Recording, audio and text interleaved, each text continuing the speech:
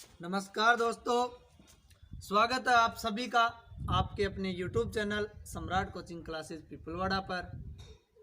दोस्तों, कल मैंने समांतर श्रेणी से टॉपिक ले लिया था, उसके बाद कक्षा 10 के लिए त्रिकोणमितीय वो मैंने कंप्लीट करा दी है। निर्देशांक ज्यामिति उसके लिए भी कंप्लीट क्वेश्चन आ गए।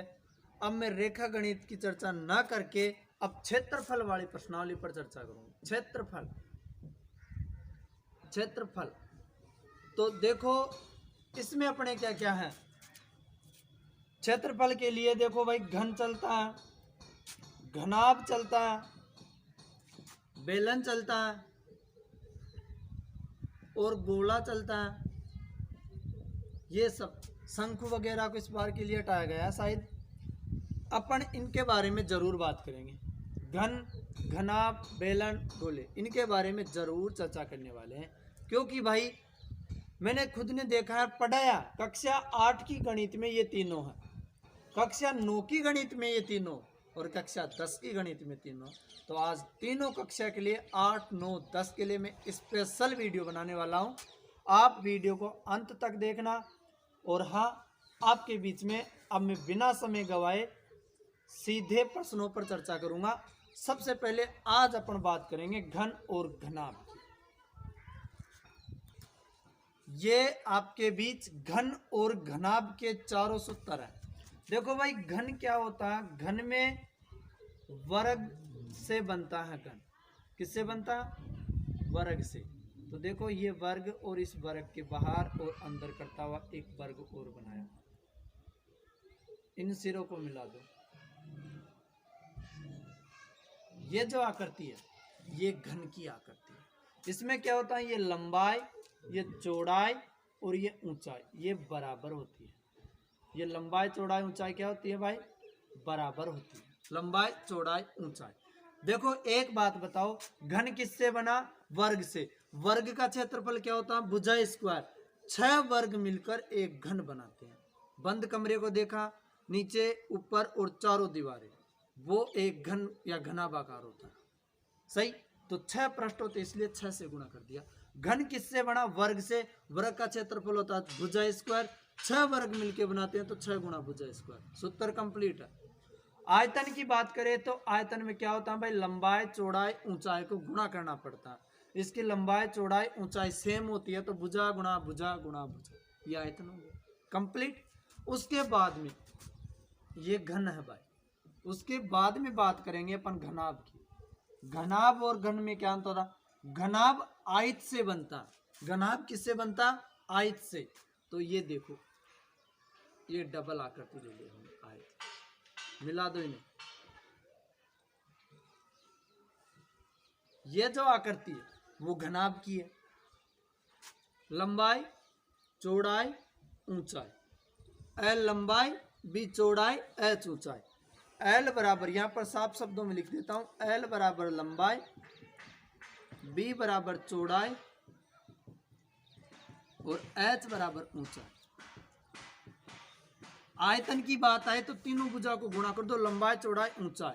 क्षेत्रफल की बात आए तो 2 भुजा होगी। अब ये देखो 2 कोष्टक L B B H H है, ये घन और घना। ठीक है, अब मैं इनके डायरेक्ट क्वेश्चन पर चर्चा करता हूं। ये सूत्र आपके बीच में पहला क्वेश्चन है, एक घन का पृष्ठीय क्षेत्रफल 1014 वर्ग मीटर है। वर्ग मीटर है तो घन की भुजा तथा आयतन ज्ञात कीजिए। यहां तक अपने पास 8वीं कक्षा में क्वेश्चन है।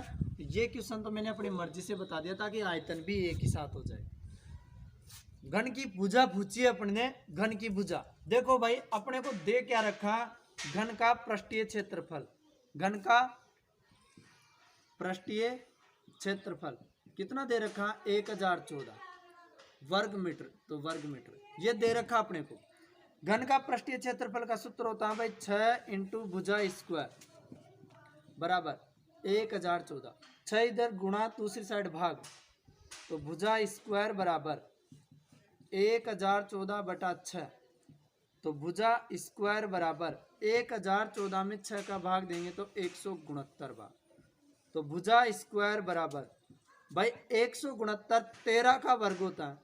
दोनों तरफ से वर्ग काट दो तो भुजा का मान आ गया भाई 13। भुजा का मान कितना आ गया 13। अब जब अपने पास भुजा का मान है तो अपन घन का आयतन का भी सूत्र लगा देंगे। घन का आयतन, घन का आयतन का सूत्र होता है भुजा गुणा भुजा, मतलब भुजा क्यूब। भुजा कितनी आ गई, भुजा आ गई 13, तो 13 का क्यूब। हाँ भाई 13 का क्यूब मतलब 13 गुणा 13 गुणा 13, या 13 का घन। 13 का घन चाहो तो आप डायरेक्ट लिख लो, लेकिन मैंने खोल के लिख दिया। 13 गुणा 13 करे तो 169, 169 को 13 से गुणा करो, 13 नब्बे 117 का 7, हासिल का 11, 13 छके 78 और 11 89 का 9, हासिल का 8, 13 एकम 13 और 8 21, ये आंसर है। अब ये आयतन है तो यहाँ घन मीटर लगाना मत भूलना, और यहाँ पर मीटर लगा देना, बस आंसर। पिछले क्वेश्चन में क्षेत्रफल दे रखा था, आयतन पूछ लिया है। इस क्वेश्चन में आयतन दे रखा, भुजा ज्ञात करनी है। भुजा से अपन क्षेत्रफल भी कर सकते हैं। फिर अपने को दे रखा एक घन का आयतन 512 घन सेमी। घन का आयतन दिया दोस्तों उसने, घन का आयतन दिया 512, ठीक है। घन का आयतन का सूत्र होता है भाई भुजा क्यूब। घन का आयतन का सूत्र होता है भुजा क्यूब। 512 होता है भाई 8 का घन। 8 का घन कितना होता है 512, क्यूब से क्यूब काट दो तो भुजा का मान कितना होगा 8। भुजा का मान कितना होगा 8। अब अपने को अगर वो क्षेत्रफल भी पूछे तो घन का पृष्ठीय क्षेत्रफल बराबर, भुजा गई 8 अपने पास, क्षेत्रफल पूछे तो 6 गुणा भुजा स्क्वायर। घन किससे बनता 6 वर्ग से। वर्ग का क्षेत्रफल क्या होता है भुजा स्क्वायर, 6 वर्ग है 6 गुणा भुजा स्क्वायर, तो 6 इंटू 8 का वर्ग। 8 का वर्ग कितना 64, गुणा कर दो 6 चौका 24 का 4, हासिल का 2, 6 छक्का 36 और 2 38। क्षेत्रफल है तो अंत में सेमी स्क्वायर लगा दो, और यह भुजा है तो सेमी लगा, खत्म। ये घन का खत्म, खलास। आयतन दे तो आयतन का सूत्र लगाओ, भुजा ज्ञात करो, और क्षेत्रफल दे तो क्षेत्रफल का सूत्र से भुजा ज्ञात करो, फिर कुछ भी पूछे अपने से। ये क्वेश्चन अपने बीच में एक घनाभ की बीमाएं भुजाएं। देखो घनाभ में क्या होता है लंबाई चौड़ाई ऊंचाई। जब भी आपको ऐसी 3 संख्या आपस में गुणा होती दिखे, पहली संख्या लंबाई, दूसरी संख्या चौड़ाई और तीसरी संख्या ऊंचाई होगी। इसमें कोई शक नहीं है, पहली संख्या लंबाई, दूसरी चौड़ाई और तीसरी ऊंचाई होगी, फिक्स है। अपने से पूछ रहा घनाभ का पृष्ठीय क्षेत्रफल, तो पहला पूछ रहा घनाभ का पृष्ठीय क्षेत्रफल, तो घनाभ का पृष्ठीय क्षेत्रफल सूत्र होता है दोस्तों 2 कोष्टक लंबाई प्लस चौड़ाई, लंबाई गुणा चौड़ाई, चौड़ाई गुणा ऊंचाई प्लस ऊंचाई गुणा लंबाई। तो देखो 2 लंबाई की जगह 50 और चौड़ाई की जगह 40, 50 गुणा 40 प्लस चौड़ाई की जगह 40, ऊंचाई की जगह 30, ऊंचाई की जगह 30 और लंबाई की जगह 50, ये कर दिया अपन 2। अब कोई सोच रहा है गुणा में प्रॉब्लम, कोई दिक्कत नहीं है। देखो 5 को 4 से गुणा, 5 चौका 20, 1 0 इसकी 1 0 इसकी 2 0। 4 को 3 से गुणा 4 3 12, 1 0 इसकी 1 0 इसकी, और 3 पंजे 15, ये गुणा 2 कोष्टक 2000 प्लस 1200 तो 3200, 3200 में 1000 तो 4200, 4200 और 500 4700, 4700 आ गए। इनको जोड़ने पर कितने आए 4700, सही है भाई। अब 4700 को 2 से गुणा करेंगे तो 47 दूना 94, 9400। अगर क्षेत्रफल है तो सेमी स्क्वायर लगाएंगे, ये आंसर है इसका। क्षेत्रफल हो गया। उसके बाद में अपने से वो पूछ रहा घनाभ का पृष्ठीय क्षेत्रफल तथा आयतन ज्ञात कीजिए, मतलब वो आयतन के लिए भी बोल रहा। तो अपन घनाभ का, अब अपन करते हैं घनाभ का आयतन। तो घनाभ का आयतन का सूत्र होता है घनाभ का आयतन, इसका सूत्र होता है भाई L गुणा B गुणा H, लंबाई गुणा चौड़ाई गुणा ऊंचाई, ये दे रखा ऊपर। तो 50 इंटू 40 इंटू 30, देखो गुणा करो 5 को 4 से, 4 पंजो 20 और 20 दिया, 60, 1 2 3 तीनों जीरो रख दो, या 4 3 12 12 5 60 3 जीरो, ये आ गए। अब ये आयतन है तो सेमी क्यूब होगा, ये इसका आंसर है, काम खत्म बात। ये घनाभ का आयतन, ये क्षेत्रफल हो गया, वो आयतन हो गया। सूत्र याद रखना, घन बनता 6 वर्ग के मिलने से, तो घन का क्षेत्रफल का सूत्र होगा 6 गुणा भुजा स्क्वायर। घन का आयतन होगा भुजा गुणा भुजा गुणा भुजा। घनाभ बनता 6 आयत के मिलने से, तो घनाभ का आयतन होगा लंबाई गुणा चौड़ाई गुणा ऊंचाई। ये घनाभ का पृष्ठीय क्षेत्रफल, 2 कोष्ठक लंबाई प्लस चौड़ाई, चौड़ाई प्लस ऊंचाई, ऊंचाई गुणा लंबाई। ठीक है। अब एक और प्रश्न आपके बीच में, ठीक है, ये क्वेश्चन आपके बीच, एक घनाभ की विमाई, विमाई भुजा से मतलब होता है पहली भुजा लंबाई, दूसरी चौड़ाई, तीसरी ऊंचाई, लंबाई चौड़ाई ऊंचाई, ये है। तो घनाभ का आयतन 40,000 घन सेमी। सबसे पहले अपन के पास घनाभ का आयतन है, घनाभ का आयतन है अपने पास, और वो कितना है, 40,000 घन सेमी है। घनाभ का आयतन का सूत्र होता है लंबाई गुणा चौड़ाई गुणा ऊंचाई,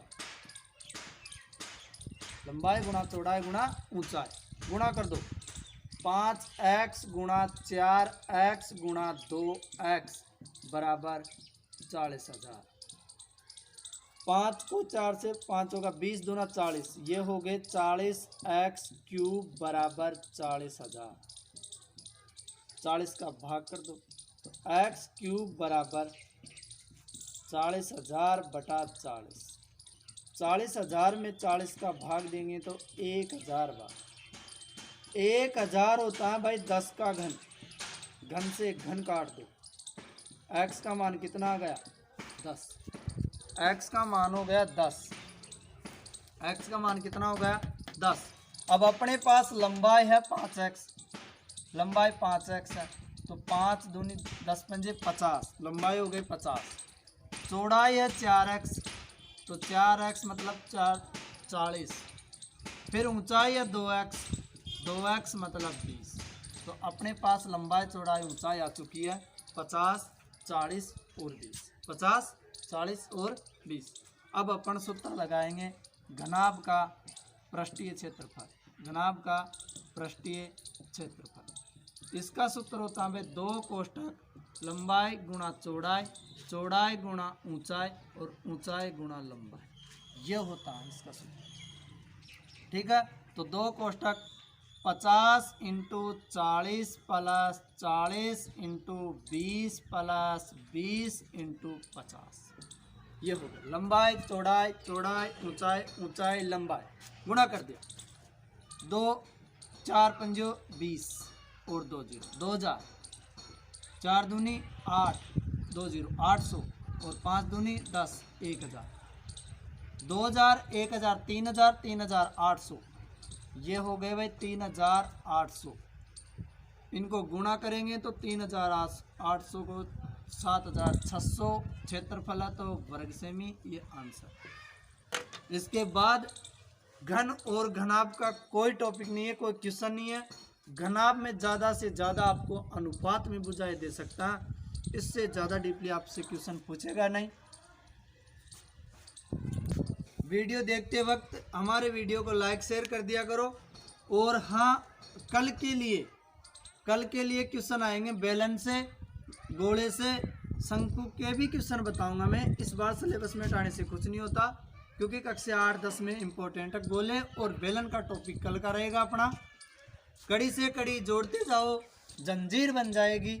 मेहनत पर मेहनत करते जाओ, तकदीर बन जाएगी। आज के लिए इतना ही काफ़ी है साथियों। जय हिंद, जय भारत।